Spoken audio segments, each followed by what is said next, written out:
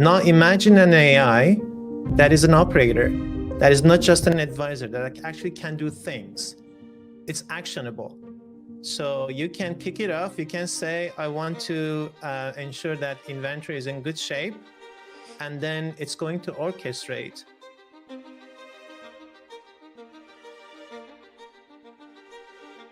AI is going to fundamentally change everything we do, from the stores to the warehouses and obviously to the corporate offices. Everything we know about retail is about to change, but with change comes opportunity. And I gotta tell you something, the opportunities that are in this room are really endless. How do we operationalize the AI to make sure that we're actually delivering a technology that delivers a benefit for the consumer as well as delivering a benefit for the retailer? It's important when you're building your stack that you get vendors that can complement each other and play well together, right? If you have a lot of great technology, but it's all isolated, you're still going to end up with a choppy experience. And as a market leader, I always say that we have to cheat. The only way to remain a market leader is essentially you need to define or invent what the future looks like, because that's the only way you can remain a market leader. Otherwise, someone else is going to do that.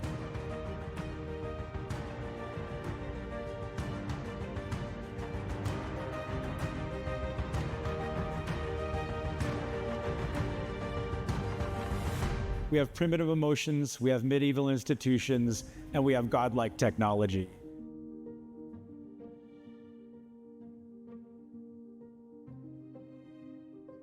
Hi, everyone. Welcome to our virtual summit, The Human Touch. It's wonderful to see so many familiar faces here from our Air Insiders community, from our TRE community, from our GRL community, and from everyone else who's joining from around the world. And today's conversations are much about technology than they are about the human aspect of AI. So welcome. I'm Yael Kochman. I'm the Executive Director of Strategy at Rethink Retail, and I'm very excited to be your host today. And before we get started, just want to talk about the fact that we're literally entering the most critical moment of the year for our industry, the Black Friday, Cyber Monday season, when retailers and e-commerce brands go into just the craziness before the holidays. But 2025 feels a little bit different, right? This holiday season isn't just about the scale of transactions, it's about the intelligence behind them. Actually, according to Adobe, US online holiday sales are expected to reach $253 billion, which is up 5.3% year over year. But this is still slower than last year's 8.7% growth. Mobile is expected to drive 56% of online spend. And get this, AI-driven traffic is up by more than 500% since last year.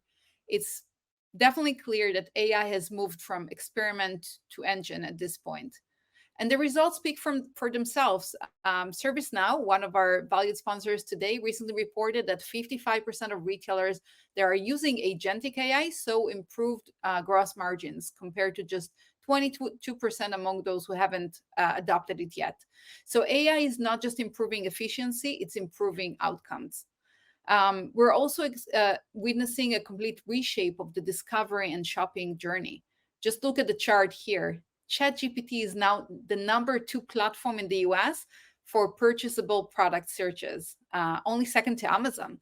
It actually processes 2.5 billion prompts per day, and more than 52 million of those are shopping related. So this is not just a stat, that's a shift in behavior. This tells us that the next retail battleground is happening inside conversational interfaces and not just websites or apps. And this is also coming to the in-store environment. But transformationally rarely comes without tension. And in the past few weeks, we've seen Amazon sue Perplexity over its Comet AI feature. I'm a Comet user. which actually automates purchases on Amazon's platform. And obviously Amazon is angry because then they can't really bring traffic into their own websites where they're charging for retail media. But at the same time, they're also collaborating with Perplexity on other topics. So this case raises big questions about governance, data access, and control, which is one of the topics that we're going to discuss in our roundtable discussions a little bit later in the day. So before we present the agenda for today, I want to welcome Julia Hare, our editor-in-chief and co-founder, to say a few words. Thank you, Yael. And those stats are absolutely mind-blowing and incredible. It's both scary and exciting. And I just want to say, everyone who is joining here today, this is worth your time. This is huge. And by joining, you're ahead of the herd, shall I say. We need to talk with each other. It's not just looking at content online and figuring things out independently. This is really the biggest change that our lifetime has seen. So by joining and being part of these discussions and part of the community and learning, you're already way ahead. So thank you for taking the time to spend a little bit of today with us. And thank you to all of our wonderful speakers who are here to share their knowledge and insights and help drive the conversation forward. I look forward to seeing most of you in New York City in January. We're having our physical version of this conference as a follow-up. By then, there'll be even more things to discuss because that's how fast things are moving. So again, if you don't know me, I'm Julia. I'm the co-founder of Rethink Retail. I'm so appreciative for everyone joining today, and let's have a great time. Thank you, Julia. And we also want to hear from our lead sponsor today, Lorraine Bacon, to just welcome everyone into the session. Thank you for having me. Wow, retail, AI is really everywhere right now in retail, and it's the top of mind for every retailer I get to talk to. And just this week, I sat down with some of the top women leaders in retail, and everything about AI on all elements of the platform and how they're thinking about their business, both front of office, back of office, is really in every conversation we have. I'm so excited to be here with you today. I am Lorraine Bacon, and at ServiceNow, we do make digital transformation simple and powerful. Our intelligent platform connects people, processes, and technology with AI-driven workflows, so retailers can streamline everything from store support to supply chain management. And today, I'm really excited to talk to all of you, and I'm thrilled to share how leading retailers are successfully leveraging AI to scale their businesses and stay ahead in a rapidly changing market. Thank you, Yael. Thank you, Lorraine. And yeah, Lorraine is going to come back to us in a little bit to give the first keynote of the day. So just to a quick glimpse on the agenda. We have a packed agenda today. The first part of the event, we will have 2 panel discussions and 2 keynotes. After that, we will break into roundtable discussion, and this will be your chance to really get to be part of the conversation. We will have 4 different roundtables that you can choose from. You will be able to join any table you'd like and just take an active part of the conversation. Again, thank you to our great speakers today. This would never have happened without all of you agreeing to share your wisdom, experience, and knowledge with all of us. And thank you, of course, to our sponsors as well. ServiceNow, Ubik, PwC, and Diebold Nixdorf are all amazing partners of us, and they'll be contributing to today's discussions. So thank you so much. And yeah, let's get this party started, and happy to present you with the first panel discussion for today, Smarter Together, AI and People Sharing Retail Experiences. And we have amazing speakers. Let's start with Kimberly Morgan, our moderator for the discussion today. I'm thrilled to be moderating this panel today, Smarter Together, AI and People Shaping Retail Experiences. I think many times when the topic of AI comes up, it's positioned more as a battle, people versus machines. But I think the real transformation happens when those two truly come together as a unified force. So I'm excited to dive in today and explore how brands, and talk with these amazing panelists, are really merging that together, technology with human creativity, to design smarter, more personal retail experiences, which is what we all want, to drive the next era of retail forward. So we have 3 incredible panelists to bring this all to life, and I'd love for them to come on stage, our virtual stage, and introduce themselves. Hi, this is Sumit Mitra. I'm the CEO of Tesco Business Solutions, and it's such a pleasure to be here today. Really looking forward to a discussion. Same here, Matt. Would you want to go next? Thanks, Kimberly. Great to be here. Hi to everyone. My name's Matt Redwood. I'm Vice President of Retail Technology at Diebold Nixdorf. We provide hardware, software solutions, and of course, AI solutions to retailers around the globe. Awesome. And to round us out, last but not least, Uttam. Thanks, Kim. Thanks for the invitation. I'm excited to be part of this panel as well. My name is Uttam, and I'm engineering manager at American Eagle Outfitters. Most of you know this brand. We are the #1 jeans selling brand in America. Wonderful. Well, it's so glad to have such amazing perspectives to join the discussion. So I think I'd love to kick it off and dive in, talking a little bit more about stores, and I think how the store space, the retail space, is being really re-engineered around AI, kind of as a cornerstone element. So Matt, I would love to kick it off with you and hear, how are you seeing retailers redesign? I think it's both the stores, but also I think how associates are actually navigating the new technologies in AI, and how these capabilities are coming together.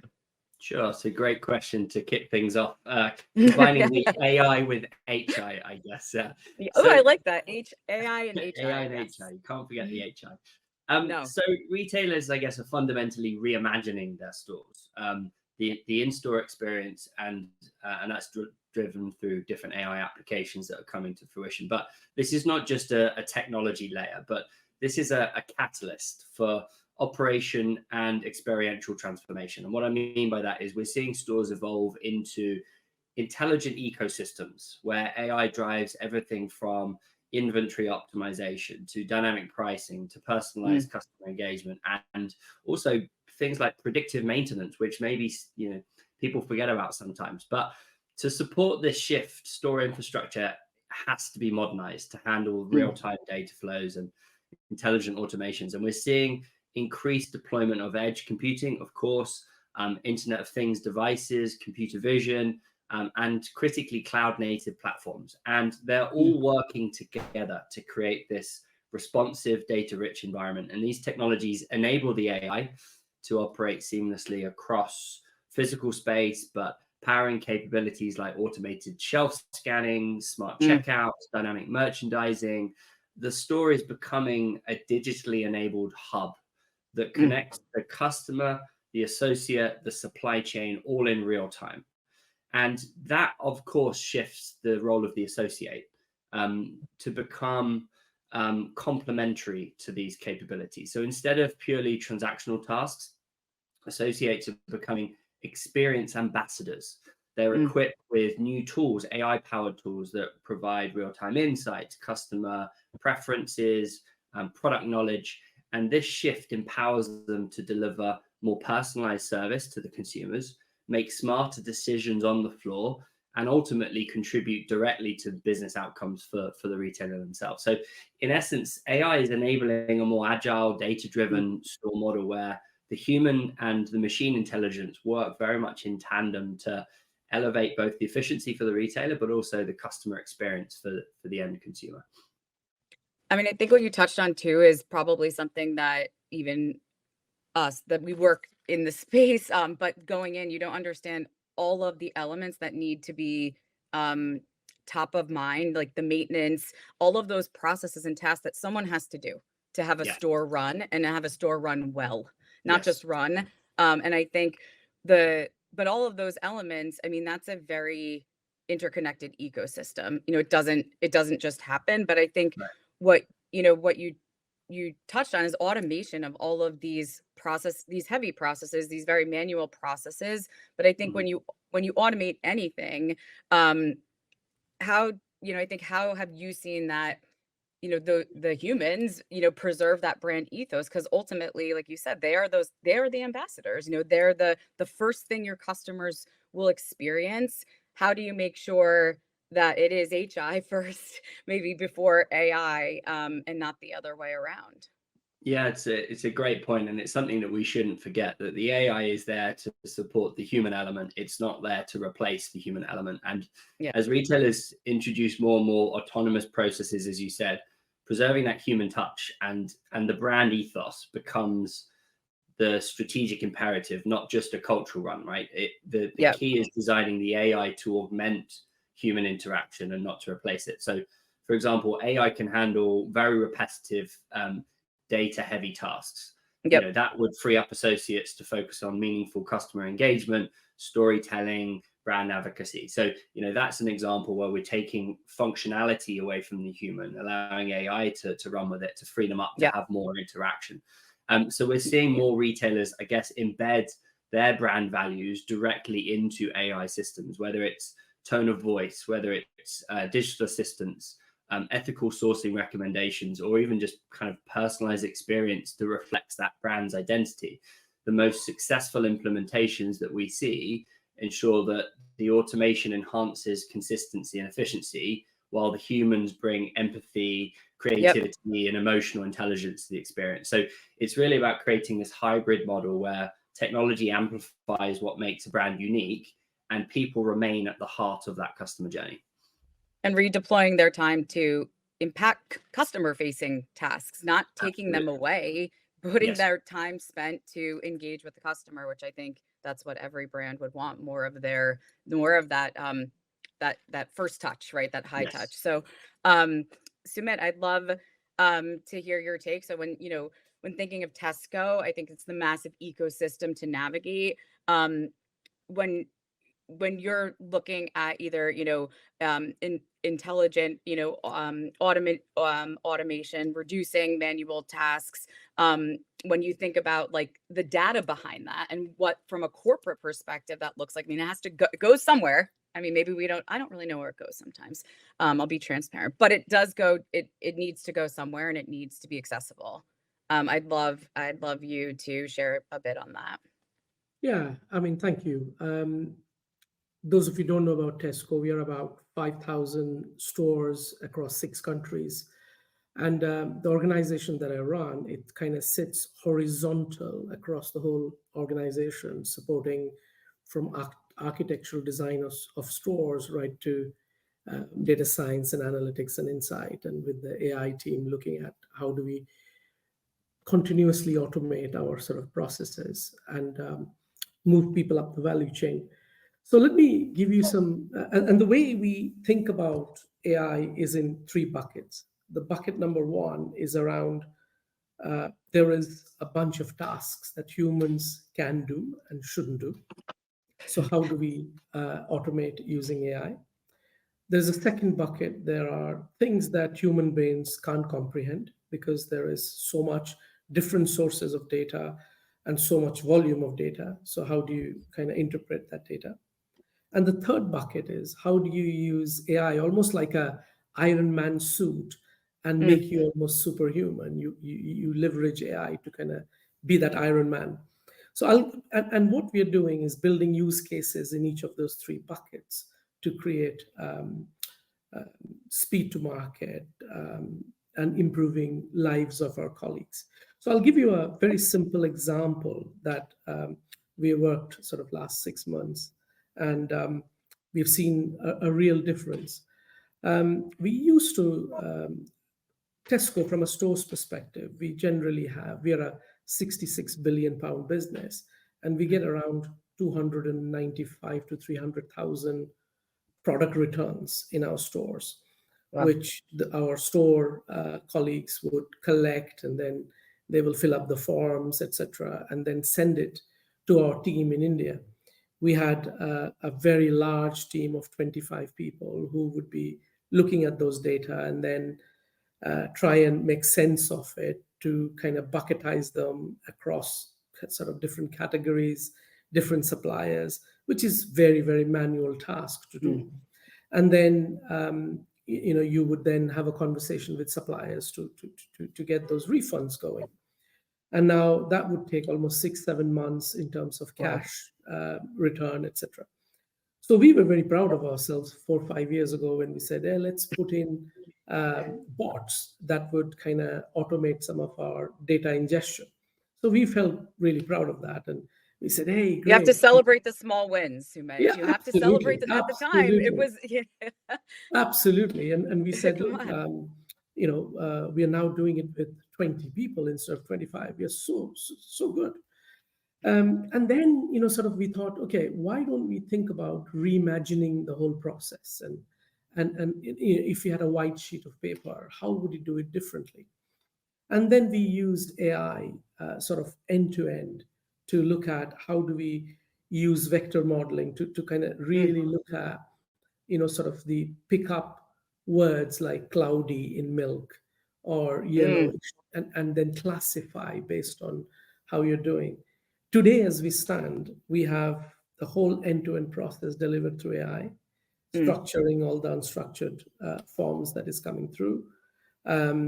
We have 2 colleagues who's doing the work, and their job has significantly changed. And what has happened is these 2 colleagues actually talking to the suppliers, because the work is getting done by AI, and they're having a conversation with the suppliers to say, hey, these are the trends we are looking at, and how do we kind of work it through, improve the product, work with the buyers. So it's working, sort of instead of sitting with highlighter pens and spreadsheets. Now you are doing more value-added activity where you're having this conversation. And there are sort of numerous examples, whether it's product induction, whether it's managing promotions. There are a number of things we are looking at as use cases, leveraging AI on those 3 buckets to solve real complex way of working things across multiple systems. And, we're not going to apologize. We are a 105-year-old organization, and we have a lot of legacy systems with different data sources. And if we wait for the perfect data sets, I think I'll be retired by then. So therefore, it's really important that you have a bunch of sets of data, and how do you leverage the data to deliver a better outcome for your colleagues so that they have better quality work and better satisfaction. I mean, I think don't let perfect be the enemy of really, really good and optimize. I also think what you said is, and maybe that can be a pitfall, but I think a really good reminder for, the audience. But when you implementing AI in processes you have, that could be a really powerful step, but reimagining the process, because a new tool, maybe it could be, you might need to do different things. And I think that's a really big learning, because just putting something on top of something else, instead of saying, maybe we should redo the whole thing, it's harder work, potentially, but the outcome, as you said, I mean, 5,000 stores, it's little, it's tiny, but come on, that bottom line impact. And then also manual intake of returns, like what a heavy task for an associate. I'm sure they were very happy to eliminate that. And also the speed, if you think about, it was taking us 6 months. Now we can do it in 15 days. And it's cash coming into the business a lot faster. That is all of those points are very beautiful things. So I think raise the bar too. You can be, that's what you'll do next, like who knows, which is amazing. Uttam, so what I love, not only American Eagle, but the perspective from engineering. I know we chatted yesterday, but bringing that in to the heart of a conversation from that perspective. I'd love your take on AI, data, design, like how you see those coming together in store. Where does AI really fit into that experience? I'd love for you to share. Sure, Kim. I think from my perspective, all these 3 elements are coming together to create a intelligent store ecosystem, which transform our existing physical store into a dynamic, hyper-personalized, highly efficient experiential space, like Matt was also saying. And eventually converting the physical store feel as smart as a website, you know. So I think from data design and AI. So data is stores away. It is the real-time facts about what is happening in the store, what is on the shelf, where people are walking, what do they buy. And these are the data streams that comes from inventory systems, traffic sensors, associate handle devices, point of sale system, etc. Design is like stores interface. These are tools that are that uses this data, like smart mirrors or mobile applications that employee uses. And AI sits in between, like kind of store's brain. It uses the data, figures out what is the best action, and delivers it through the design. So AI's role is to think ahead. It moves us from fixing the problems after they have occurred to like preventing them entirely. So it gives us that hyper personalized service and real time operational efficiency. If I give an example, like one of the very simplest example I would say is data perspective. Data shows that one of my shelf is about to be empty in 1 hour, the way sales are happening. And AI uses this data to predict that with this happening, there would be a lot of sales loss. So it is gonna, from design perspective, it is gonna send a simple alert to employee that, hey, why don't you go and restock shelf X because it is going empty. So it is preventing the issue before it happens. Another example is like using the customer behavior. When customer enters in the shop, they go around here and there, so they stop here, but when it comes to buying something, they go in another section and buy from there. So AI can use this data to optimize the store layout. And with this information, employees can change the product placement, eye flow, and maximize the engagement, customer engagement, and sales. So in short, a store becomes a living system that adjusts itself for every moment and with almost every shopper. Right, with the kind of the intuitive nature of how kind of the unheard and unseen in the past can now be seen and reflected and then captured as data, which I think, and then actioned on, not reactively but proactively. So we have we have a chunk of time left, and so I want to do a little bit more of like a rapid fire because we have, I mean, I could talk about this for days, as I'm sure you guys could, but we have other panelists. So, but I do think, I think what we touched on in terms of like the amplification and the application, but I think you can't underestimate the trust factor when it comes to store associates and or even just teams in general adopting and understanding the impact. So, you know, I would love to continue, Tam, with you when, how do you approach, I think, technology capabilities that enhance but don't replace that decision-making power that humans have? And I think, from your headquarters to the storefront line workers, how do you build that data literacy? So, they have that confidence aligned to the tools they use. Yeah, I mean, that's a very excellent articulation of this core challenge, because people always think AI is going to replace it.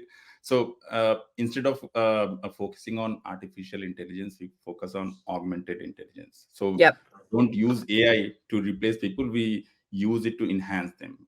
And the way we do is like explainable and actionable AI. So AI provides the recommendation using the data, like adjust the price of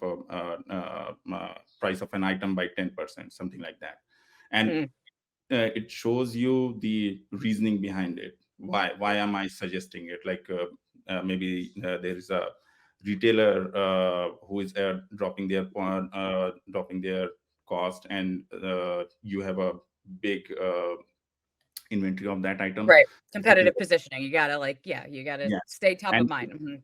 and it presents this data to the store manager. So now store manager has to take the eventual decision whether he wants to go with this suggestion or not. So this is how we are bringing the trust between human and AI.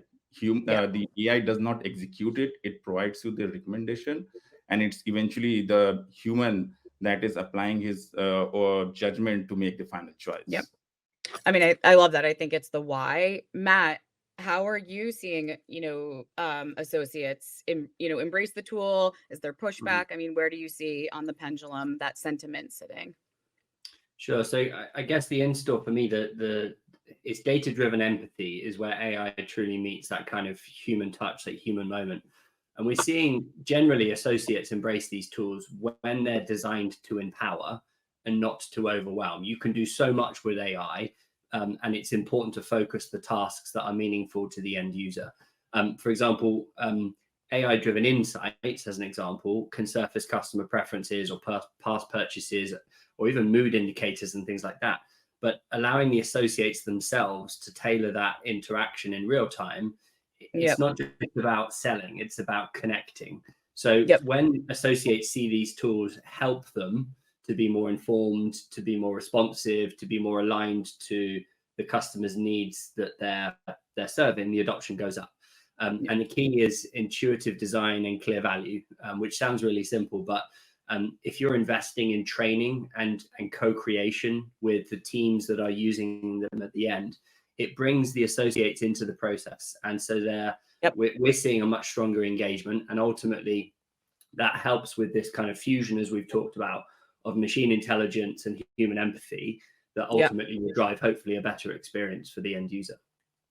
No, I think that's those are all, I mean, bringing people in and, instead of, into the process, that's always a good thing. I think, Sumit, we will wrap with you, but I would love your take from, the organizational at such massive scale at Tesco. When you see that mindset, where do you think the focus falls to get that right? Is it obviously impact visibility, but is it agility? Is it more cultural focus, governance to strengthen that alignment to, outcome, but adoption? Yeah, great question. Look, I will, in a sense of time, I'll talk very quickly about two things. One is around culture. It's adoption to curiosity.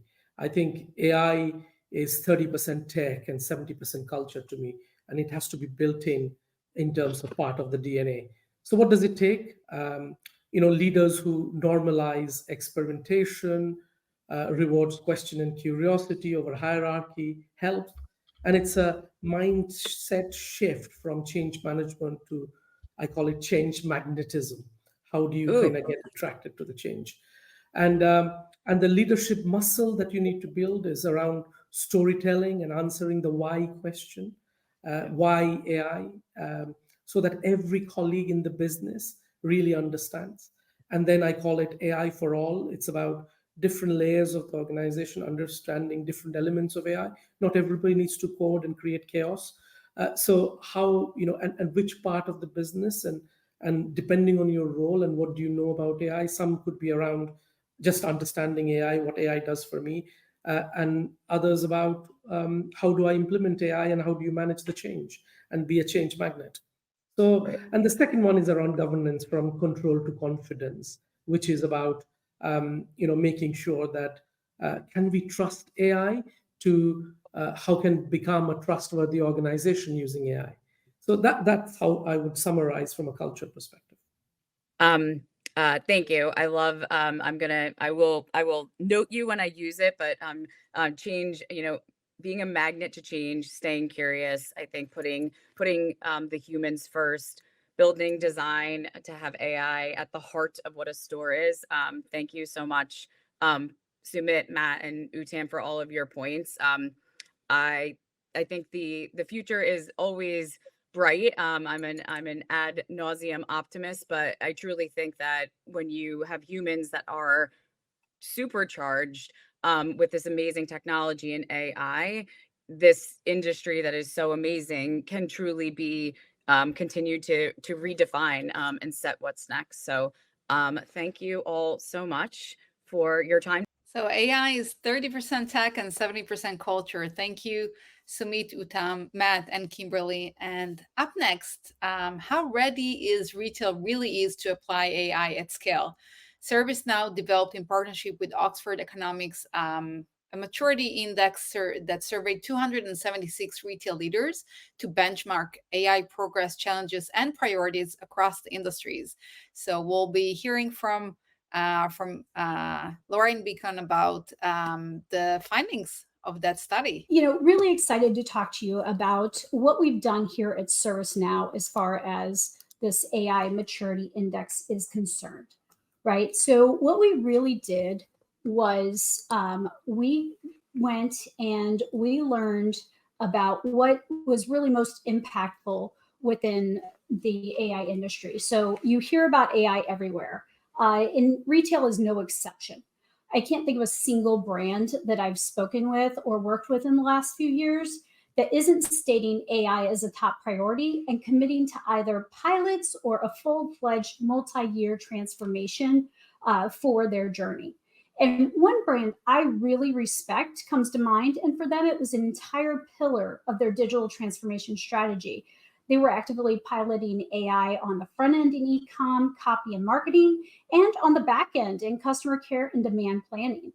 And one of the things that we've done at ServiceNow to really dig into this conundrum is we've conducted a survey with our partner, NVIDIA. And we asked our different industries and different companies around the world how they're using AI and how they're putting it to work for themselves. And we call this the AI Maturity Index. So let me explain this a little bit. To do this, we talked to several thousand people around the world, several hundred specific to our industries, and we asked them, what are you doing, what's working, and frankly, what's not? And the results were not really what was expected, right? Even though AI is everywhere, everyone's talking about it, everyone's investing in it, everybody's talking about what they want to do next. We really found out they were decreasing in their AI maturity year over year by 9 points. And that was the average across industries. Retail, it actually declined 10.5%. So while this might seem surprising at first, we really dug in, and it just shows that AI has simply innovated so fast that almost no company feels like they are truly keeping pace with what is available today. So think about this, right? 6 months ago, 12 months ago, we were just talking about agentic AI or generative AI, and now we're on agentic AI. So those use cases are now a hot topic, and we're trying to figure out how to do things faster. And generative AI is yesterday's news. And it really does bring into focus just how quickly things are moving. So how do we make it work for retail? And this is really important because when we look at having things done correctly for retailers, removing the risk, but letting them move at speed, we really wanted to see what the key insights were. So let's take a couple of these. First, it's important to see where the retail industry stacks up relative to other industries. So one of the things we did is we categorized companies, and we figured out who was doing the very best, and we call those pace setters. So when we look at the pace setters, we actually only have 14% of retail companies that fall into that category. And that means there's really a small percentage in our sector that really is leading the pack in AI today. That's okay, right? Even though it's the lowest of all the industries we saw, the exciting thing is that, you know, except for insurance was lower, but I really don't count that because if we can't win over insurance, what are we doing? So, you know, really retail should always innovate faster and better than insurance across the board. But actually what this means to retail is that it is the single most committed industry to AI. And there's so much opportunity for innovation.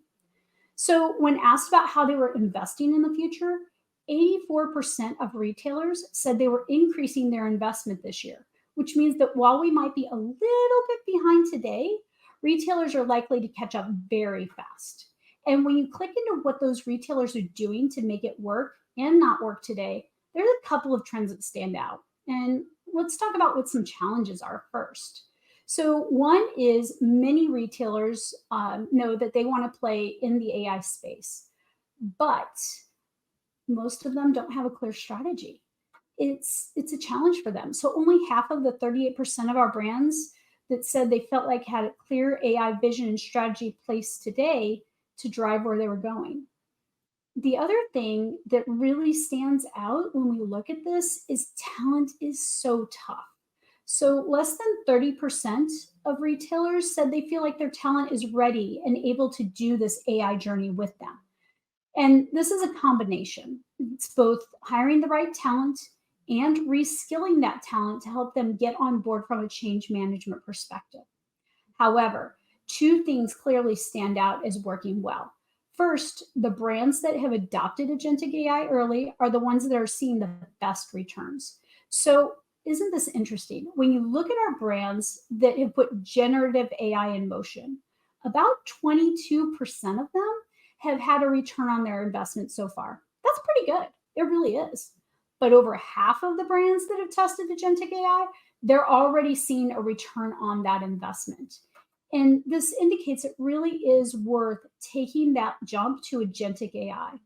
And then finally, last but not least, the retailers that are making this work are balancing governance with innovation. So about 60% of them are tapping into the total organization and pulling that together through a governance committee. And that's leveraging those ideas and cascading them into a transformation journey. So what does this all mean for you, right? I wanted to give you guys some key takeaways. And I spend a ton of time talking to retailers, customers, leaders at industry events, meetings, all over the place about how they're putting all of these pieces together and what they're actually doing to put AI to work for them. So a few things really jump out when we talk about these trends. And first, and I alluded to this before, we're constantly hearing about the importance of data and governance. Data is obviously at the core of AI. Having clean, unified data as an organization makes those processes possible, and it drives transparency and makes sure you are protecting things like privacy and trust, which are core to making it work for a governance perspective. And one of the best practices we've actually seen is putting together a cross-functional AI council. And I really want to emphasize here the cross-functional piece of it. Think outside of just the tech teams. Think about pulling store teams onto this council, marketing teams onto this council, because really reaching across the aisle of the organization is how you find success. One of the biggest names in retail that I talked to a couple of weeks ago has an entire AI council that reaches across their business, and it goes and it digs into every single aspect, including not just the stores and operations, but it even goes into their creatives and pulling them in as well. And it's really critical to drive their success. The next thing we're seeing is the brands are really finding value and impact from the beginning in terms of use cases. So it makes sense to prioritize the low-hanging fruit where you have those easy one-off cases, but really what they're doing better is identifying the biggest value and bang for your buck by picking a few individual business processes, something like maybe end-to-end merchandising, and thinking about how you can transfer that from soup to nuts. And then the other piece around impact is adoption makes impact. So adoption really is critical to success. One of my very favorite stories that we heard from one of our CEOs recently is every time she talks to her organization about her AI strategy, she is not just talking about investment and goals. She's also talking about her reskilling strategy, which is constantly putting people in that same first breath as she puts AI in transformation. And to that point, human-centeredness is such a big part of it. One trick that's great to keep this top of mind for people is keeping it human in the loop. It's such a powerful way to help your teams gain trust and to understand what AI can do for them. This builds momentum with your teams as part of that process. They don't feel like they're being replaced. And I think when we looked at how to experiment and where we want to prioritize and who we want to prioritize working with, there's a couple of key lessons there as well.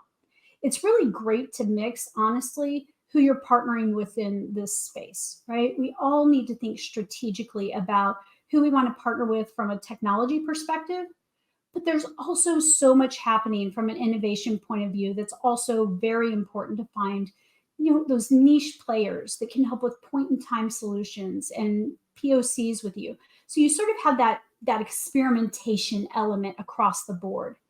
And last but definitely not least, this part of the journey really has to include failure as well as success. I have a friend of mine and she talks about A/B testing all the time. She comes from e-commerce and it's super near and dear to her heart. And when you set out to do an A/B test agenda, you really don't expect every test to succeed. You don't want them to. If you succeed on too many tests, what it tells you is you're not innovating or trying things that are different enough from what you do today. So expect some of your AI POCs to fail, and then look to the ones that work and scale them as soon as you can, because those are the wins you want to galvanize people around. And finally, I would like to encourage you to take our AI Maturity Index survey to see where you land within the AI Maturity Index. And now, to dive even deeper into AI and how these great innovations are happening, I'm going to go ahead and turn it back over. Thank you, Lorraine. That was fascinating and lots of great data. To me, what stood out most was the talent gap, where almost 30% of retailers don't feel that they have enough talent to support the AI transformation. I think it makes sense. This is a process. It takes time, but also you don't have to have all the talent in-house. And this is why there are so many great tech companies and startups and service providers out there that you can partner with them to help bridge that gap. And I think that's a great lead into our next panel, which is going to talk exactly about that, building the right AI roadmap, led by Ron Thurston. All right, we are going to move quickly because when we talk about a roadmap, we talk about execution, and execution is about great, quick conversations with really smart people. So I'm going to bring up Fran and Andy, and we will get started quickly. Hello, my friends. Hello, Ron. Hello. So I'm going to move into question number 1 here, which is really just to kick this off. And we're going to kind of talk about roadmaps, but when you first hear about AI in retail, what's the first use case opportunity that comes to mind? And Fran, I'm going to start with you. Well, Ron, we know from the conversation today that that's a very broad topic. But for me, in my career at Ubic, focused on frontline technology, the opportunity that really stands out for me is around performance technology for your teams, specifically using AI to analyze store and product data and turn that into real actions for store teams. Because, we're sitting on a huge amount of data, operational sales, stock, footfall, and historically we've been reactive to that, but AI is really allowing us to kind of bring it all together and surface a so what for our store managers and drive a kind of real measurable impact in stores. Mm-hmm. And Fran, just for reference, can you give everyone like the 15-second pitch on Ubic? Full disclosure, one of my podcasts, Frontline Fridays, is sponsored by Ubic, so I'm well aware of the product, but I'm not sure everybody is. So give us the quick pitch. Yeah, amazing. So I'm Fran and I lead product marketing at Ubic. So Ubic is a leading store ops platform. Many of you on this call might have heard of us before. So we help retailers drive real business impact by making operations run more smoothly. So everything from tasks, communication, and learning on the sales floor to help your frontline teams. Amazing. Thank you so much. Andy, I'm going to jump to you and I'll let you do a quick intro and then give us a great use case scenario. All right. Well, good to see you, Ron and Fran. Great to be on the panel. And I'm Andy Lodato. I am the Chief Operating Officer at the Vitamin Shoppe. The Vitamin Shoppe is a US-based health and wellness specialty retailer. We have 650 stores in the US and, of course, online. I'm also the co-founder of the Retail AI Council, and I have a lot of passion for this very topic. So Great. For me, the use case I want to talk about is the ability to do rapid prototyping. So just to have some idea, everything from using AI to do ideation, to create content, to then create code, to create software and put things up, and they talked about Tesco, just taking that cycle to experiment from months to days. And we're having a lot of success just trying things quickly and cheaply and then rolling out the ones that work. Amazing.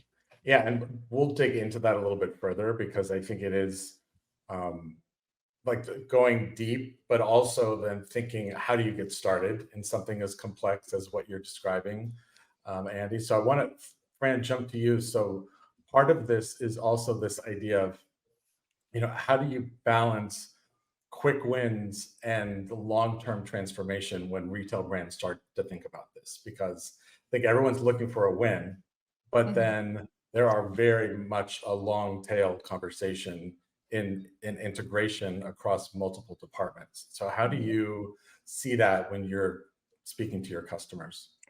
Yeah, that's a really great question, Ron. And I think, the AI is obviously so powerful and there's so many places where you can start, but I think we need to meet people where they are today. And I see one of the most practical entry points is AI-powered productivity tools. So the ones that can make life easier, for the largest part of your workforce, which is your frontline teams, that involve minimal setup. Take like a simple chatbot for associates. So instead of they having to run to the back office, they have instant answers on the floor, or, tools for just-in-time learning that are retesting them on knowledge, on products, on processes. These are all the kind of things that we can implement quite quickly. But of course, the big opportunity and where retailers are really likely to see the most significant returns is grounded in that rich business data, what we might, describe as agentic AI, as we've all been talking about today. So this is the kind of technology that doesn't just analyze information, but helps drive decisions and actions. And I think increasingly more and more, that is where people are looking to enter the conversation. But of course, to get there, we need strong foundations of data security, clean, connected, accessible, and a team that is really behind that. So depending where we are in our AI journey, there's really great, impactful technology that can support anywhere, really.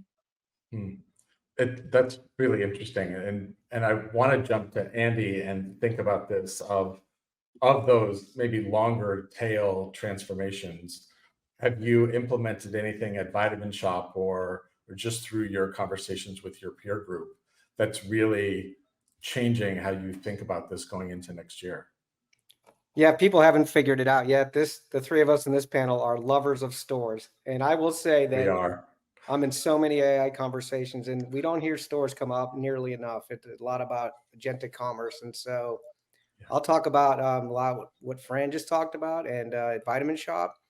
So I know we have an international audience, and the big claim to fame at the Vitamin Shoppe is you can come into our store and really learn a lot and help work on your health journey, right? You want to get bigger muscles or sleep better, you got some joint pain. So the heart and soul of that are our store associates that we call health enthusiasts, and everyone at the Vitamin Shoppe is a health enthusiast.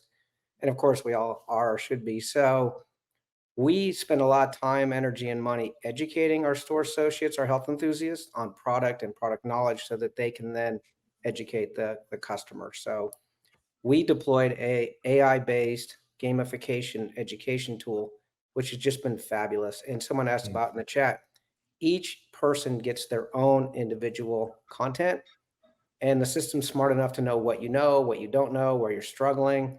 So instead of making a 5-year health enthusiast go through the same training as someone that's been there 2 weeks, they're going to get completely different content suited for them. And it's all fun and it's all gamification. So that's my favorite thing we've done. And there's a lot of talk about how to get the most value from AI, and the most value is to look for the big rocks, right? Look where you're spending the most money. So it's going to be inventory and it's going to be on your people.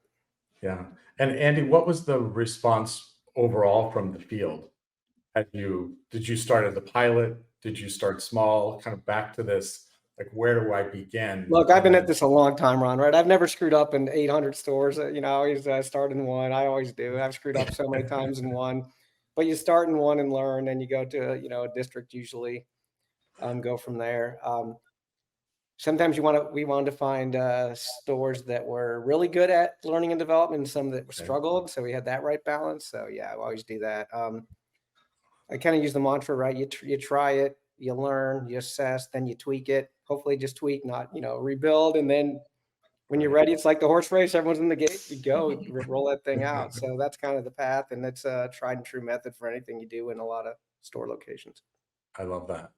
And so let's talk about prioritization and partnership. So Andy, I'll stay with you on this because as a COO, you likely see projects from every department that want to be implemented. And so what does prioritization look like for you? How do you balance where to start? What's the impact of business? Give us a perspective from your seat. Yeah, I don't think that it changes that much from that AI has made this process change. One thing I love to say is you can only have one number one. And I think it's really important that organizations create a ranked list across the entire organization. Many times I see lists that are siloed. So here's the supply chain list and the store ops list and the accounting list. So I think it's a really bad idea. So how do you pick number one? You really should go back to what is your business strategy, right? What are we trying to accomplish, who we are, what we are, where we're going, and then build your initiatives around delivering on that strategy. So AI is a tool. It's a super important tool. It's, changing our lives tool, but it's just that it's another tool that will help us all, if you successfully hit our strategic goals. Yeah, great. And Fran, similarly, as when Ubik comes into an organization, it often comes through head of stores, comes through store ops. It comes through generally, in my experience, a store channel. Mm-hmm. And so how does that become a priority in the organization when you talk about AI? Yeah, that's a really great question, Ron. And it's really interesting because, teams across the business, we all speak in different languages, right? I am from a marketing background. We talk about engagement, revenue, but ops is efficiency, execution, IT, system architecture. So the important thing is to kind of gain the alignment across teams and build that translation layer. And the most important thing that we always try and do is focus on those outcomes. So as Andy is saying, we need to connect to those most important business goals, whether that's a cost reduction, revenue growth, improve customer experience, whatever that is. And so, it can be a challenge. So we coach our business teams on how to communicate the impact up the chain, helping them to articulate initiatives in metrics that executives can understand. And also, supporting them with understanding what IT teams care about and what is going to help their project to get prioritized on the roadmap, because we know that you're not just getting particularly with AI initiatives, we're not just getting it signed off for our team. We're often going into a roadmap where there's a lot of other projects that are also in the running from different teams within the business. So it's how we can kind of show that value early on so we can prioritize it. Okay. And have you seen examples where they've implemented a pilot and then all of a sudden they come back and said, okay, we're ready to go? Does that happen often? Yeah, I think it really depends on how that pilot is run, right? I think there's two really key things, and I think that's getting the entire business team involved from early on and making sure you've built those connections with the IT team. And if you've done that, then it's so easy. If not, sometimes fine, maybe we have to go back to the beginning and start again and make sure everyone's involved. But I think provided you've got the right alignment across the teams, if you're delivering the value you set out, then it's usually an easy decision. But it's about getting all the pieces lined up at the beginning. Agreed. And it's similar to you, or back to you, the idea here of how do you then take it from pilot to proof? So if I went back to your example that you shared, you've improved learning and development. Did that then improve employee retention? Did it lower costs around travel and training for learning and development? Like, how did you create the proof points? I think what's really important in this conversation is to, before you begin, decide what the metrics are going to be. So what are we going to measure? And if not, you're just like, let's do this, and then step back and go, did it work? And of course, there's so many other variables that, earlier we talked about A/B testing. The beautiful thing about having a lot of store locations is you always can have control groups and hold things out. So for us, we had very specific metrics. There were goals for the program. And you can kind of guess what they are, right? If someone has more knowledge, they're going to have a higher AOV, maybe one more thing in the basket, or higher conversion. So, right, we know what our metrics are. And then I believe that educating the health enthusiasts will also drive retention, but that takes longer to measure because maybe I'll feel more comfortable or get more. So we don't know, but that's kind of a secondary target for us. But yeah, the big guys of conversion and AOV were our metrics. But in every single project, laying out your metrics of success, how do you ring the bell and say we won before you play the game, is really important. Yeah, good. And similar, Fran, kind of this idea of proof points. Have you seen, when Andy says you need to understand like what you're going to measure, if you can't measure it, then you can't assess improvement. Have you seen opportunities where that didn't happen and then people had to go back? Because I think what Andy's saying is really important here, that we often, I think in AI conversations, we actually don't know how to measure its success. So where have you seen examples of maybe where it didn't work well? Yeah, I think I'm trying to think of an example, but I think it's definitely possible. And that's why I think that kind of what Andy is saying around the piloting process is so important.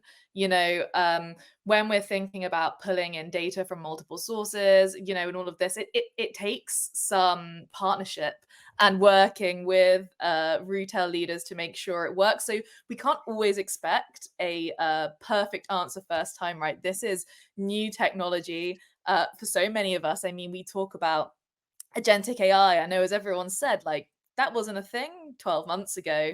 And so I think we have to kind of enter in, particularly when it's such new technology, and into a partnership and expect there may be some hiccups along the way, but to work towards these really powerful outcomes, there's iteration and things that need to happen. And as we think about stores, Andy said it, like, we're all lovers of stores on this panel, as well as a couple hundred people that are watching. I think the idea here of how do you build trust in AI in stores, because these generally, as someone that's run stores my whole career, can be quite analog in how they think about things like clienteling, learning and development, POS systems, inventory tracking, like the list goes on. So Fran, from a Ubic perspective, how do you build trust that this has gone from analog very quickly into agentic AI? Well, I think the key in building trust is, the understanding drives confidence. So bringing the whole team, of course, your whole business along for the journey, getting them involved, sharing the strategy, and, explaining how AI aligns to business goals from the beginning is super important. So one of the things we always encourage people we're working with to do, for example, is to start ambassador programs. Find people who are in your frontline who are super excited about AI. They're using the new version, of every ChatGPT that comes out. They're the first person trying it, and give them the tools to support and promote from within, to share their successes and their enthusiasm with the rest of their team. And I think really kind of seeing peers getting excited using AI is a really great way to kind of build that excitement and confidence across the rest of your teams. Yeah, agreed. And Andy, same question to you. How did you build trust and confidence in these new tools that you've been implementing at Vitamin Shoppe? Yeah, look, everything I learned about this, I learned in 8th grade English class. It's why, what, where, when, who, how, and then the one you have to add is how much, right? So I think you got to go back to the basics. Why are we doing this? Who are we doing it for? Who's going to do it? When are we going to do it? What are we going to get from it? I think just going back to those communication basics are so key to building trust. And again, these are all things you do up front so you have a successful project on the back end. Great.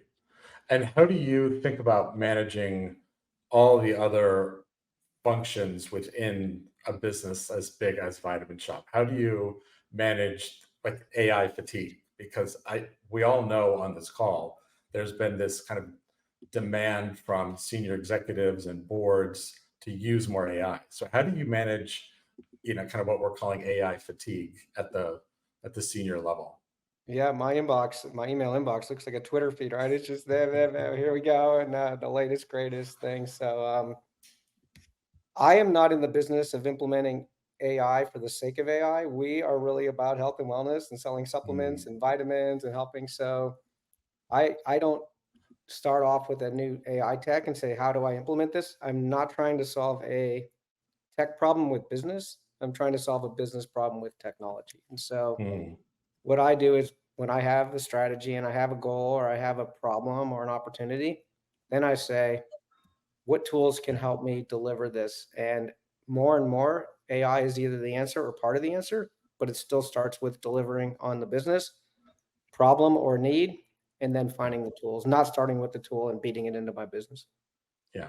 Is that your filter through every channel in the company? Like, what's the problem you're trying to solve? Yeah, I ask that question at the beginning of every meeting. What are we doing here, right? What problem are we trying to solve? Yeah, I believe that.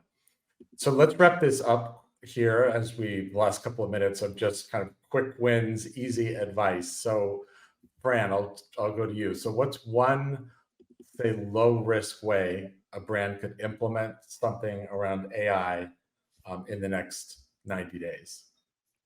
Yeah, so I know we've been very focused on stores. That's where our passion is. But I think, one of the things that's super easy that anyone can get going really quickly with is getting answers for your teams in stores. We know we have support centers centrally who are receiving messages left, right, and center from people in the field.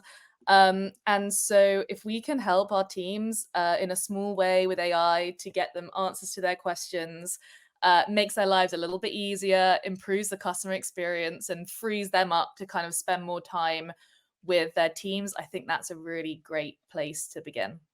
Yeah, thank you so much. And Andy, same question. Like, what's the easy win someone can have? And then secondarily, what are you most excited about for 2026? Look, I think it's the nerd in me, but just the ability to develop software at the 10x pace. It's the world runs on software. And so, again, from my partners a lot on this call and ourselves, the ability to knock that out. And I think that's a quick win because, as I said earlier, you could spin up prototypes or solutions or reimagine the tools you already have. So that's what I'm most excited about. Yeah.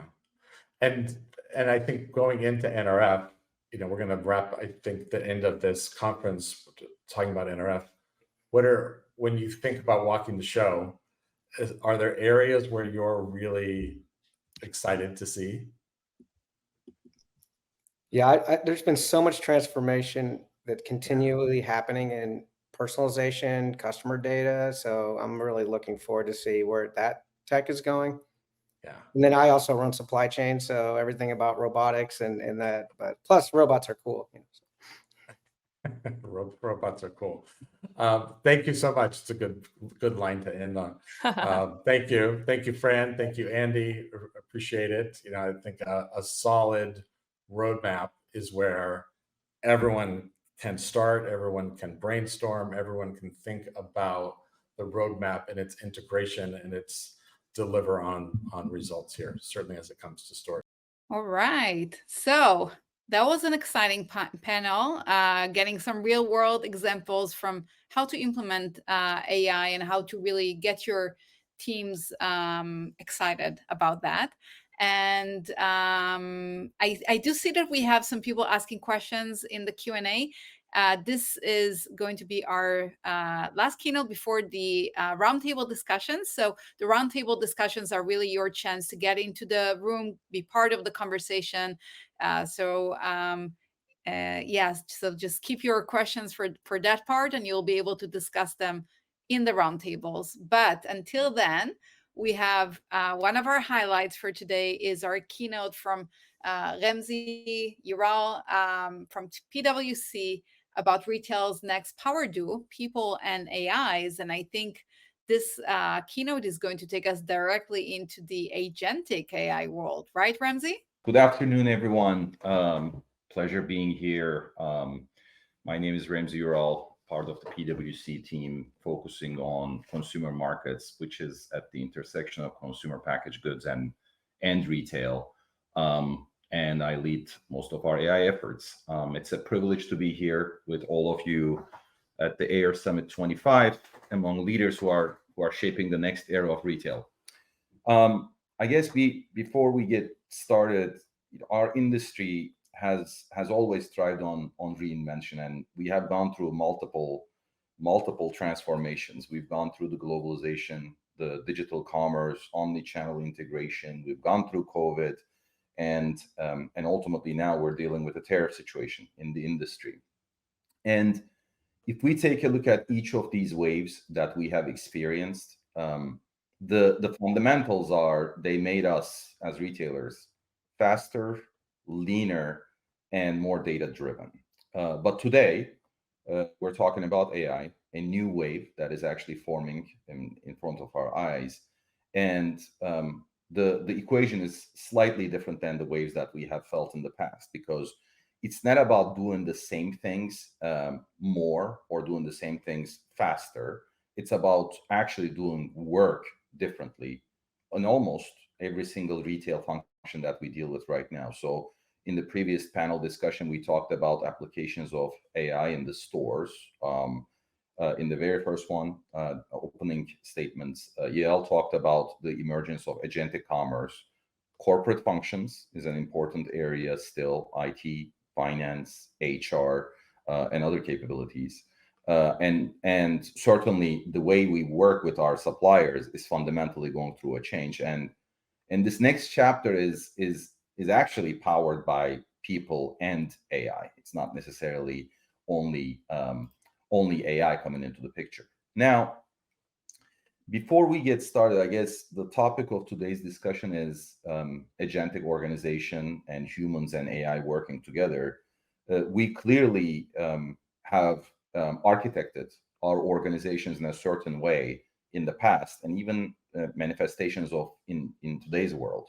We're talking about built on hierarchies, built on fixed roles, fixed job descriptions in many of these organizations.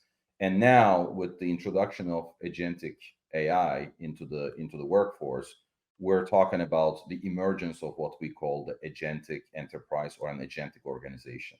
The model itself, if we think about it, is work is no longer confined by rigid job descriptions or roles, but ultimately it will be broken down into smaller, modular, molecular units that we actually need to manage.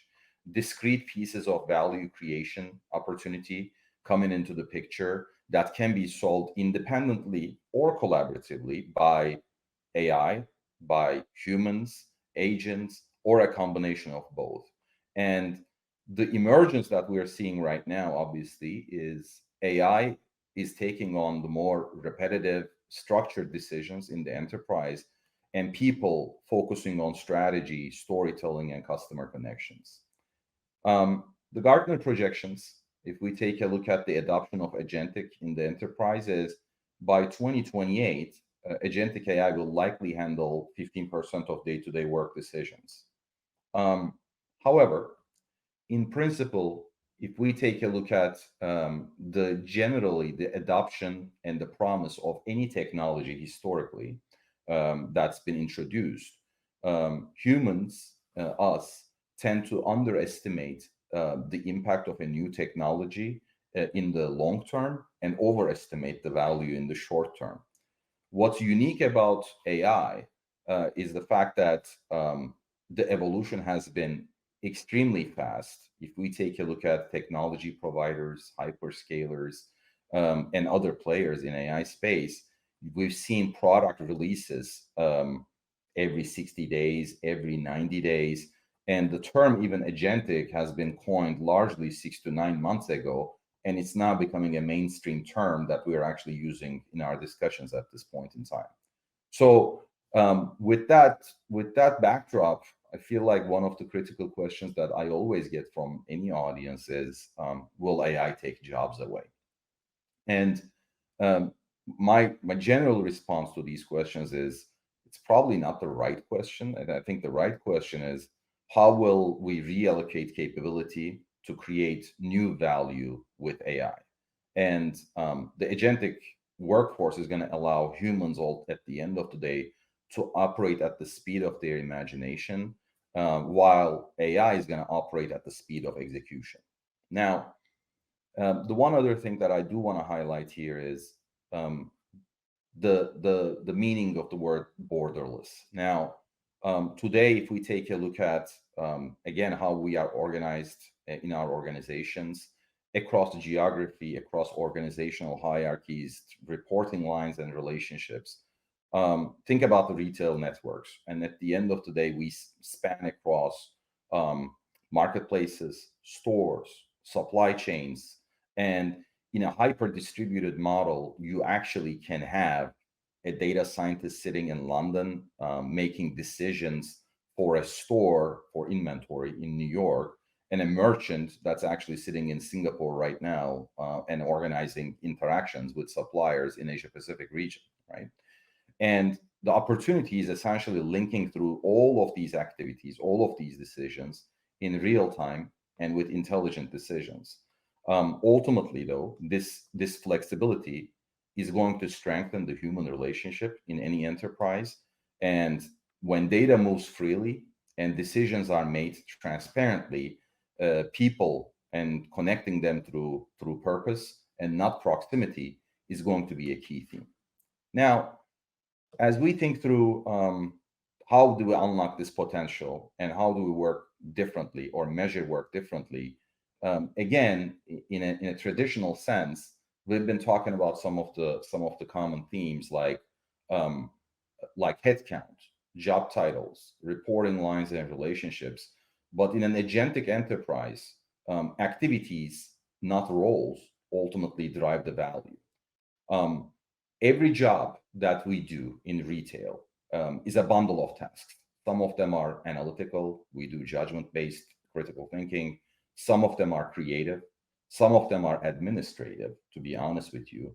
And as AI takes on more of these tasks, more rules-based, admin-based, this actually is going to lead the way to a lot of different opportunities for our workforce to focus on what matters the most. The value equation is what we're calling it. Judgment, empathy, negotiation capabilities, creative capabilities are going to rise up for most of the individuals. Now, as we think through this transformation where humans essentially need to work with agents in any enterprise, the emergence of new roles are going to be inevitable. So client solution generalist, insights and improvement leads are some of the emerging themes that we're actually getting in retail right now as we speak. But one of the questions another one that I always get asked is, how do we actually leverage our current workforce to fill into these new roles? One of the key things at the end of the day is going to be about reskilling and upskilling programs for our existing workforce so that we are preparing them for these changes. Now, leaders in any retail organizations right now are focusing on this thing, creating pathways ultimately to essentially thrive in an AI-driven economy, preparing our workforce for this new technology that's coming in. Now, ultimately, though, if we take a look at the role evolution, what happens when judgment, creativity, and collaboration doesn't have any implication, doesn't have any constraints in the given system. When if you look at it, merchandising functions as a critical example, have to spend less time on building reports, chasing down data, but ultimately are focusing on why did we sell a certain product in a certain category that we operate, and what's next, and how do I prepare myself for what's next. And if you look at it again, what if your top performers spent less time coordinating workflows, more time unlocking innovation? One of the examples, or at least at the bottom one, that we typically see is more of the operational centric functions. Again, let's pick on an example in merchandising, like how do we actually create an item in our item master, set it up, enrich that data, and ultimately improve the discoverability of that product in digital channels so that I am actually showing up in agentic commerce and in the more traditional e-commerce fashion as the preferred product in the market. There are still awful lot of steps that organizations have architected that are manual by nature. And the opportunity is ultimately AI is going to expand this capacity that we desperately need, and then humans can expand the meaning that's required to be successful in a retail function.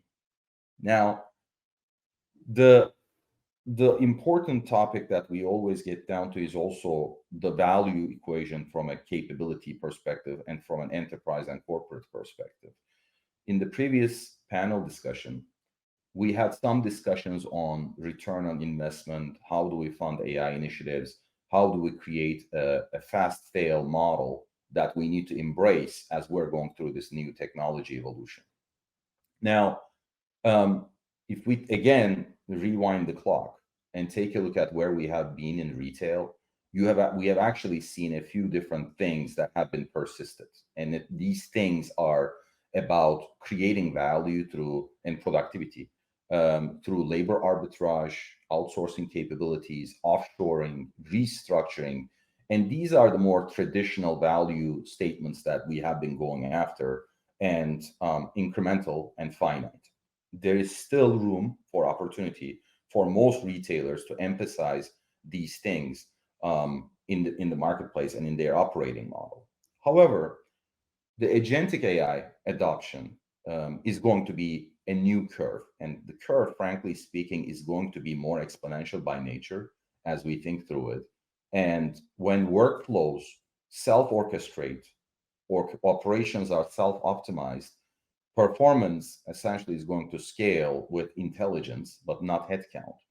It is for that reason when we're talking about AI taking jobs or any of these similar lines of questioning, we also need to be thinking about what should I be doing more in my current day-to-day right now so that I can improve the performance of my enterprise?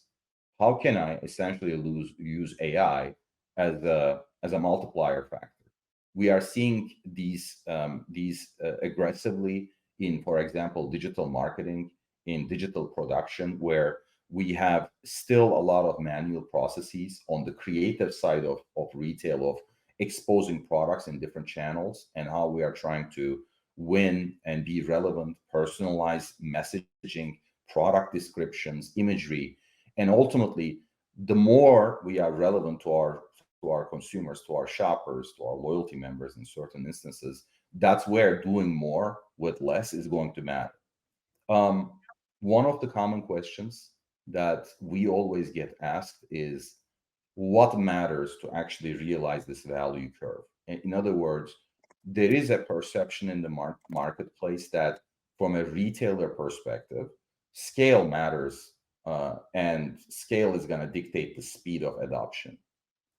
It is our observation in the marketplace that a lot of smaller, more nimble players who are essentially emphasizing the fact that scale matters less, speed matters more, and certainly innovation as a culture is actually one of the most important factors to actually realize the potential of this value curve that you're actually seeing right now. Thank you so much. This has been a great keynote. And as a person that was never really able to fit into any specific titles or roles, I really value the transformation from role-based to activity-based that you described.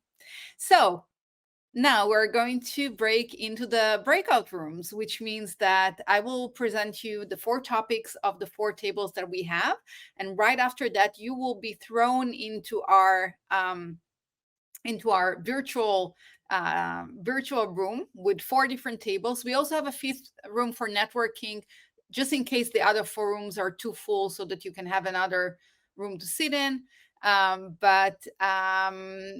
The way it works is basically you get thrown into the space and you just click on the button of the table that you want to join. And then you join the conversation. You can turn on the camera, you can turn on the microphone, and really be part of the conversation. So just quickly, the 4 topics that we have lined up for today. In room 1, we have Leo and Christopher about rethinking work, workforce, and workers in the age of AI agents. And then on table number 2, we have Kimberly coming back to us again together with Wei from McDonald's to talk about building an AI-ready organization. Roundtable 3 is going to be with Milena and Leo, Milena from Canadian Tire and Leo from Debenhams, about AI governance, building trust and accountability. And Roundtable 4, Lorraine is coming back to talk about putting AI to work, empowering teams, and elevating experiences. And this is where you get to ask her all the questions you want about the research that she showed us earlier today. So pick the table, join, open the camera, open the microphone. Those conversations are not recorded, so feel free to share. And we'll see you back here in about 30 minutes. Hi, hope everyone enjoyed the roundtable discussions. If you were taken back in the middle of a sentence, we're sorry. That's just the way it goes. And I just want to thank our roundtable leaders, Leo, Christopher, Milena, Leo, Kimberly, Wei, and Lorraine. Thank you so much for leading today's roundtable discussions. And we have 2 more sessions to go today. Wait until the end, because our closing keynote is going to be with Caroline and Christopher from NRF, who are going to share about the work they're doing backstage to help all of us with our future AI efforts.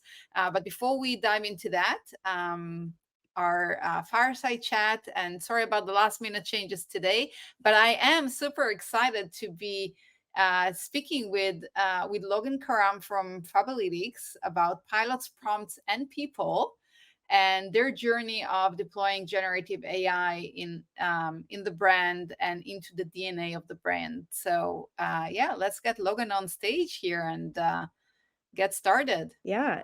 So I've been at Fabalytics almost 3 years now. I initially started in strategy and operations, getting to work really closely across all our shared services, from fulfillment, supply chain, and tech, to working with our growth, site e-commerce, data analytics team, and most recently have switched into driving AI adoption as our AI program director, working really closely with both the business side and then the technology side on really identifying what AI capabilities we want to be building internally versus working with external vendors, and really identifying how we really push the needle forward on driving AI adoption within our community and culture here at Fabalytics. So I think it was Andy who said earlier that you need to start small, experiment, test, and then adjust. So how did you guys at Fabalytics started with experimenting with generative AI? And what were some of the first pilot initiatives or internal experiments that kind of shape your AI approach?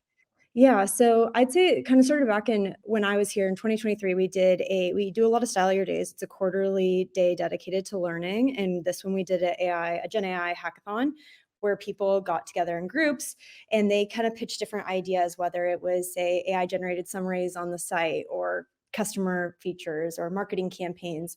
And then they got to come together and spend a few weeks doing that, and spend this whole day kind of pitching their ideas, some of which have gotten implemented, which is really awesome to see, as well as we really just brought together different cohorts of people. So in 2024, we had like a small group of what I called our AI employee group at the time. And these were just people that were really passionate about AI, either learning about AI or they actually had the skill set. And we would meet monthly and everyone would kind of test different tools, bring them in. And from there, we actually had a few different services that we actually brought in as well, which then expanded, which I think I'll touch on in one of the upcoming questions about our AI champion group, but really doubled in size to our AI champion group that we have today. And what were some of the ideas that got to be implemented or at least become a pilot? Yeah, so I think some like easy ones were like coding assistants like GitHub Copilot, as well as things like ChatGPT, and like different tools like Runway for creative, Midjourney, testing other image generation content, still images to video, as well as like workflow automation tools that we were able to kind of deploy for some quick wins of like, what work do you really not want to be spending your time on that's manual, that takes you away from like the creative aspect of your day-to-day job? Which one made the most impact on the organization? Yeah, I think the one that for us was like really rolling out enterprise like ChatGPT licenses. So that's been kind of like a couple months. And a lot of people might think like that's really low hanging fruit. Like, what do you do with that? But you really have to drive adoption, and it's really like a personal assistant in your back pocket. Like we drive people like if you have questions in Excel or if you have questions with creative or you're getting stumped, like how you can actually engage with this assistant so you don't have to wait for your manager or that cross-functional partner to kind of help you troubleshoot. So we kind of baby step that. We started with 20 and then 100, and now it's open up company wide, and we've seen massive changes in I'd say productivity as well as creativity and like people learning new skill sets that they thought they could never learn on their own time. So it's been a really awesome feature for us. That's awesome. How did you train that AI assistant for different, I mean, obviously the different departments in the company have different needs. How does that work? Yeah, so I think that kind of goes into this, not just skip around, but like the AI champion group. We have about 40 people, and I have representatives from each department. You could think of it as like 1 to 25 people that are really like in the weeds of the day-to-day work, because you really need to be close to the work streams that people are doing versus me saying, I think that this is going to work best for everyone, because it isn't a one size fits all. And they really sit down and connect with us or invite us to their offsites, and we think through the strategy with them and are building it in tandem. So what's really nice about that is we've been able to say, build like a CRM assistant or something for HR. And we're really learning with the teams, but also empowering them. So that way they're not getting bogged down having to wait for us to help respond, and they're driving it as well. And really kind of breaking down the barriers. I think AI can be a lot scary for a lot of people, and really showing people that there's so much you can do. It's really easy to use. And we start with even like non-work things, right? Like plan a trip or ask ChatGPT the weather or ask any LLM you use. And people are like, oh, wow, this is a really awesome new way of working with technology. Right. I think it's very smart to get people to start with, let's say, the easier things, the softer things of getting a recipe, asking about the weather, and then from there dive into the more complicated stuff. Let's talk about governance, for example. This was one of the topics in the roundtable discussions, and of course, as we're getting more and more advanced with AI, the more we need to be cautious about where it's taking us. So what are some of the frameworks that you have implemented, especially when you're giving individuals that power of using, as you said, an AI assistant in your pocket? It's amazing and liberating, but it could also be very risky. So how do you guys deal with that? Yeah, I think we are all for people experimenting with tools that they find interesting. We don't want to say like, no, you can't use this tool. But when it comes to company personal data, it's like you got to test it on your own devices if it's not one of our enterprise approved tools. So that's why we really did lean in heavily to certain tools that we have the enterprise license. It's a walled garden. It's protected. It's not training the models. This way people can really experiment and see like, can it help with my data analytics? Is it giving me the right answers for this forecast? Is it doing this? And I think we want people to tell us what tools they're using too. So we have like forms like, are there tools you're using? Like, we're not gonna like crack down on you using them. We're trying to understand. So like to see where we need to have enterprise, we always are warning people to trust and validate and do not replace your thinking. Like we had our interns here this summer and we did a lot of trainings with them because they're still in college and they're, using ChatGPT for everything. And I'm like, you're letting it replace your thought. Like, it's supposed to aid and assist you. And sometimes it'll give you false links, like always audit, always validate. So we're pretty transparent about like the implications of like bad uses of AI. And we also are allowing, but we want to enable people. We don't want to slow down that progress. And I think that's what makes us a little bit more unique is like some companies are like, you can only use these 5 tools, but like some people have things on their phone and they're like, I tested it for this coming up and I use it for this external thing. And maybe in like 4 months, it will be an approved tool. It's just like not one of our focuses, because when you're driving adoption, you can't, for at least for us, or where I've found success is picking 3 things you want to focus on, right? ChatGPT is one of those tools that we're leveraging. There's some workflow automation tools we're leveraging. And then there's some creative tools that we're piloting and kind of like bucketing those because you need everyone to focus on very niche things to kind of make those building blocks and those steps. Yeah, building blocks and small steps to get started. How do you prioritize? Because I assume that there's a lot of areas where AI can be beneficial, whether it's in store, whether it's in customer facing applications, in logistics and supply chain design, pretty much everywhere. So how do you prioritize the different use cases? Yeah, I think what's interesting is you have to be kind of problem hungry. Like, what's the problem you're trying to solve? And working within those departments, we obviously have like our company goals and our objectives and our 5 things that we're tracking towards. And ultimately, everything has to map back to those 5 main initiatives. But within each department, it's not maybe. I think a lot of people are like, what's the biggest like ROI, right? But like, that's kind of hard to tell in a short term. Like you want to get them short term. Yeah, it's really hard to measure certain things and everything can't be measured the same way. We have like forms and we have like dashboards of tracking like various different things. Like there's certain tool usage, like we want to bring on a tool. Tools are expensive, right? They're cost per seat per person per month. That adds up quickly. We constantly are praising people for usage. Like we shout people out in our all hands. I'm like, this person was using this tool this week. They built this flow. We have like our like AI Power Player award. But so we do it on a employee like engagement level, which I think is really important and often overlooked with a lot of things when driving adoption. But we also like have like an hours saved tracker. It's not necessarily like, oh, how much time am I saving? But like, how much time is this allowing me to maybe pursue this initiative or project that I think is going to drive value that goes through all of our, say, criteria for like what we think drives like ROI. What's the business impact? Is it customer facing or is it internal? I think for us right now, where I see the biggest unlock is a lot of the internal employee enablement of like just general workflow automation and work enhancements of like, wow, you copied and pasted this from many different things. Like, did you realize there are these tools out there?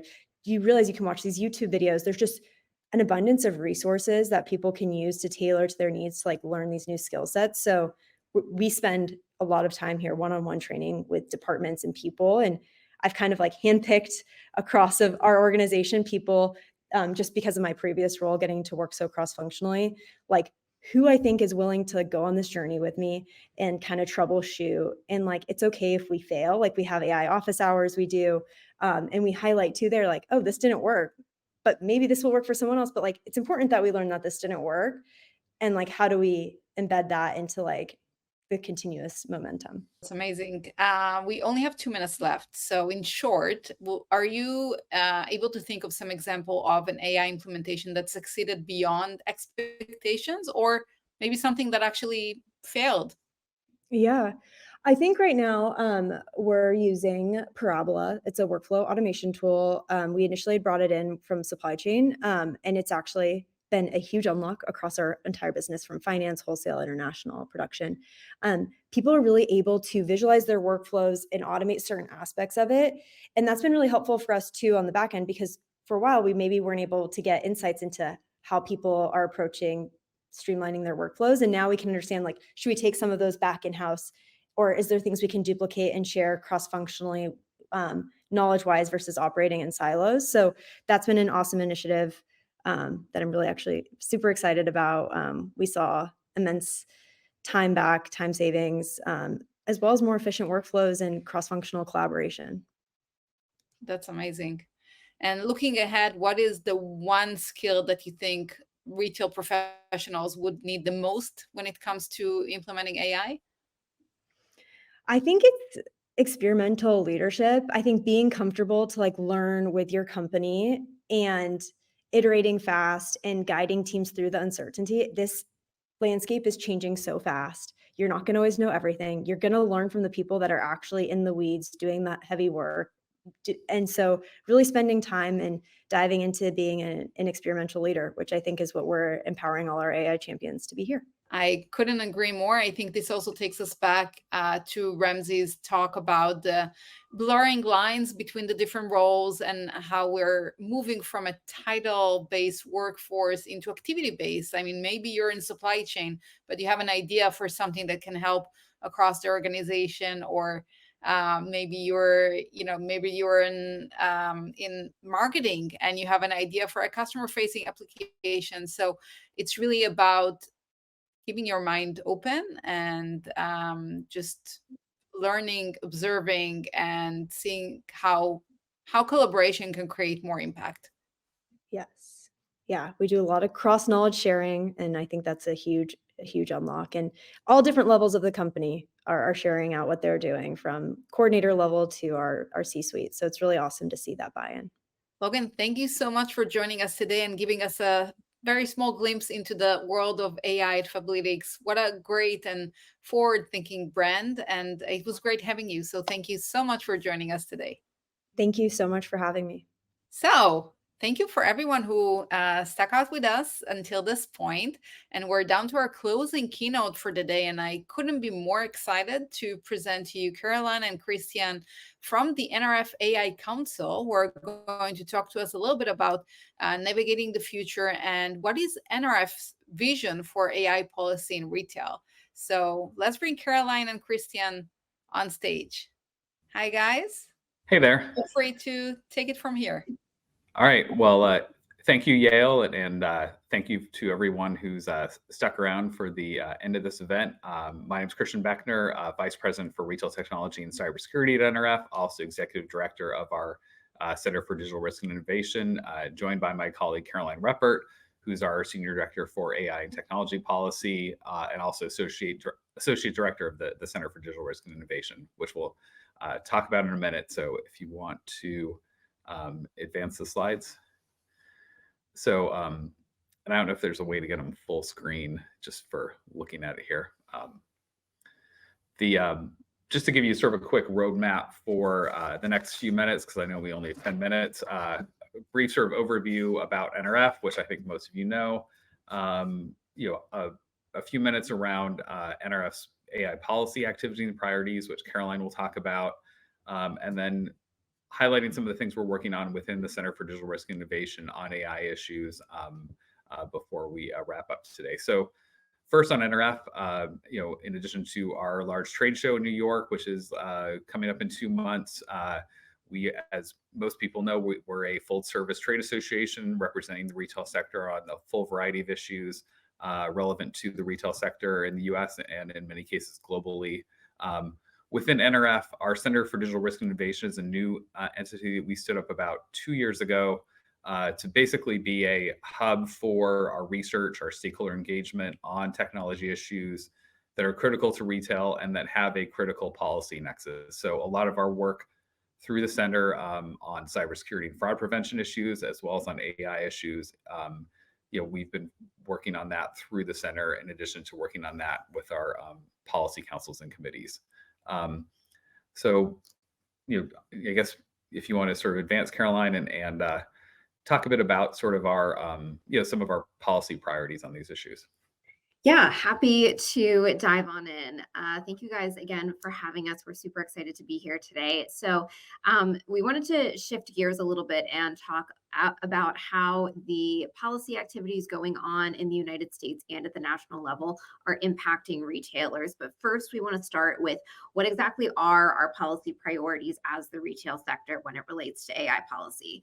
So first and foremost, we want to make sure that the retail sector has a seat at the table. This is a problem that is not unique to the retail sector.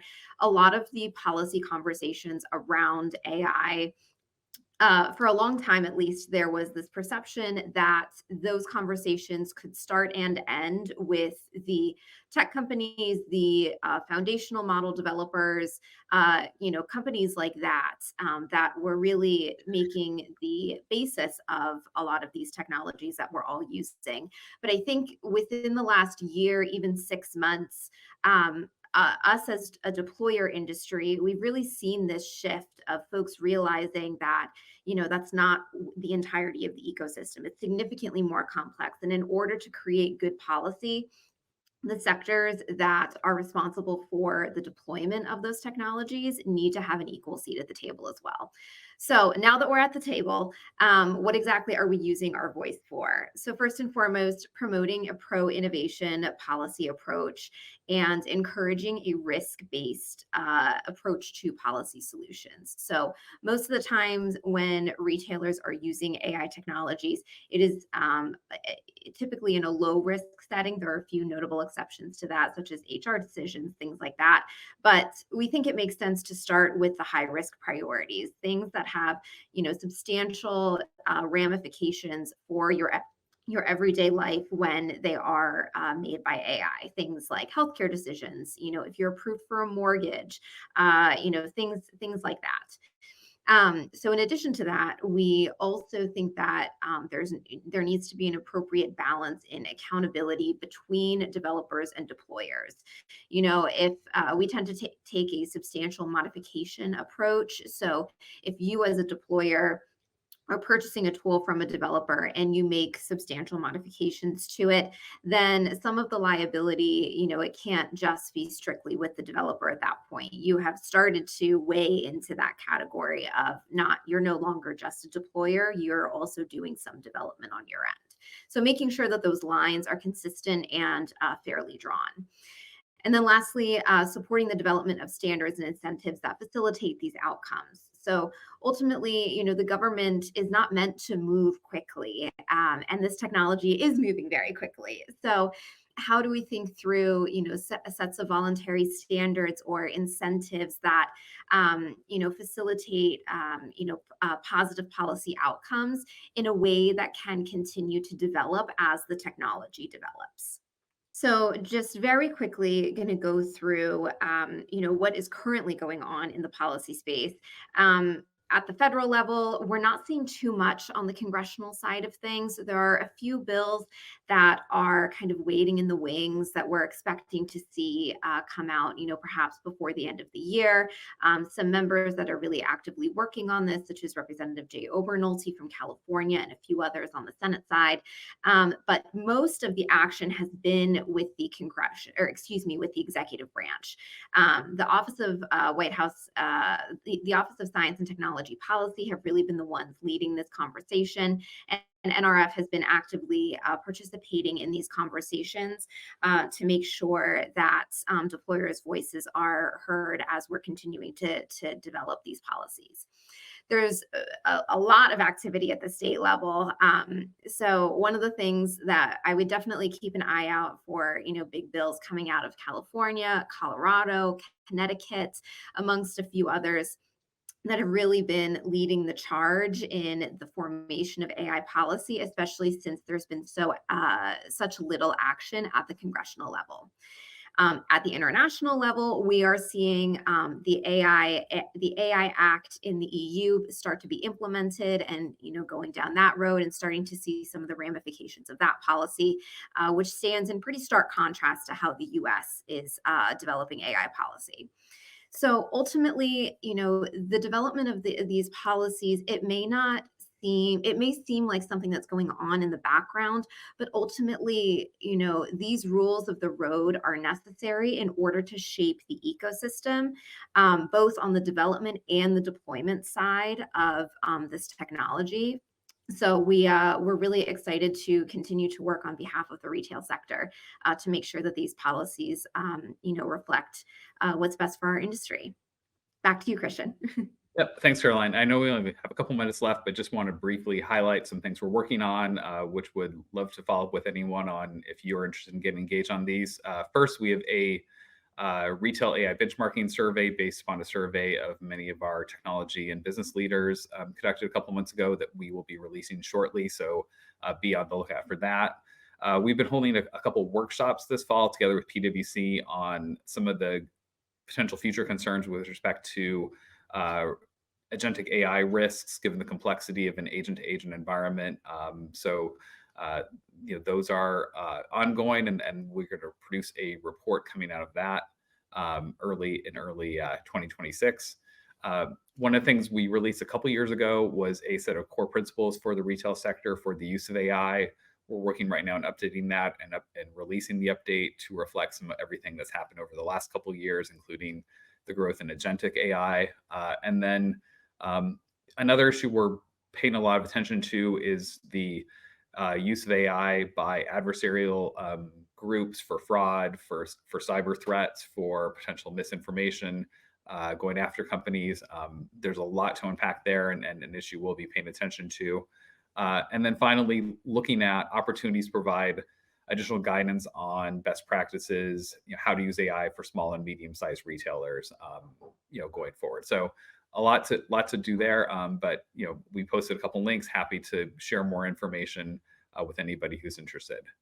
And then on the final slide has our link for the center on our website.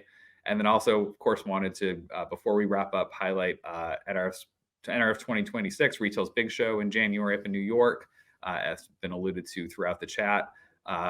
We've been working with Rethink and the AI and retail team on some of the content for the AI stage for the Big Show. So there's going to be a lot to talk about, in New York in January and these issues, in addition to, their event on Monday night and a meeting of our AI working group and a whole set of things there. So look forward to seeing many of you there and meeting in person instead of up on screen. And with that, we'll turn it back over to you, Yale. Thank you, Christian and Caroline, not only for the great talk, but also for all the work that you're doing for all of us. So we really appreciate that. And yes, unless you've been living under a rock, you know that the Big Show is coming up pretty soon. January is right around the corner. We'll all be there in 2 months. And as Christian said, we've been helping the team set up some of the content for the new AI stage that is going to be at the Big Show this year. This is very, very new. So we're expecting to see all of you there, as well as at the Air Summit and the Gala on January 12th. If you haven't signed up yet, there is still time, but because it's a physical event, unlike in the virtual event, we don't have any, there is a virtual limit. We almost reached that limit, by the way. The limit was 250 people on this session. At some point, we reached 251. So we asked the Ermit guys to increase the limit for us. In the physical world, we don't have the option to increase the limits. We only have space for a few hundred people. So the sooner you sign up, the sooner you'll be able to grab your spot for the physical summit. You can see the links. Maybe someone can also post it here. Okay, someone already posted it in the chat. So sign up, and looking forward to seeing you face-to-face in New York. And if not face-to-face, or even if I do see you face-to-face, but you want to see more of me, I don't know why, but you might. We're also going to be meeting almost every month next year, usually on the last Wednesday of every month. So on some month, we will have our mixers, which are smaller events, only 1 hour, limited to brands and retailers only. And then in April and October, we will have 2 virtual summits, just like the ones we had today. And if you're looking to speak at any of our events or sponsor them, you have our QR codes here. We would love to collaborate with all of you as part of those events. And yeah, I already spoke too much today. So the last thing that I want to say is a huge thank you to all of our speakers today, to Sumit and Logan and Christian, Milena, Andy, Wei, Yutam, Lorraine, Caroline, Ron, Frances, Christopher, Leo, another Leo, and Ramsey, Kimberly, Matt, and Julia for sharing the stage with us today. And of course, a huge thank you to our sponsors from ServiceNow, Ubik, PwC, and Diebold Nixdorf. Thank you guys for supporting us, for making all of this possible.